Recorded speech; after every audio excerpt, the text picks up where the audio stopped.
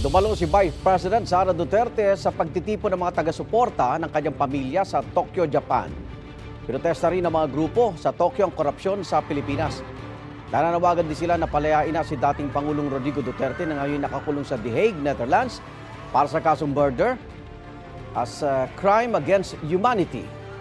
Ayon kay BP Duterte, may bansa nang handang tumanggap sa dating Pangulo sakaling payagan ng International Criminal Court ang interim release.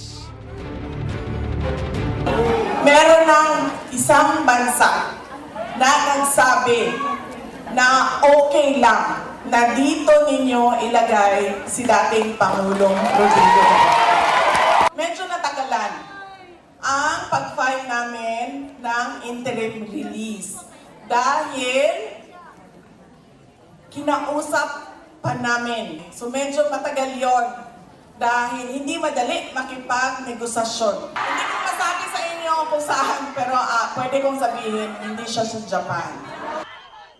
Bukod sa Japan, nagtipon din ang Duterte supporters sa The Hague, Netherlands at dumalaro ng ina ng bise na si Elizabeth Zimmerman at si dating presidential spokesperson Harry Roque.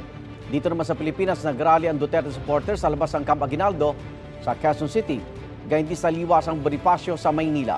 Panawagan ng mga grupo, mag-resign na si Pangulong Bongbong Marcos dahil dismayado sila sa anilay korupsyon sa bansa. Kinukuha pa namin ang tugon ng palasyo rito.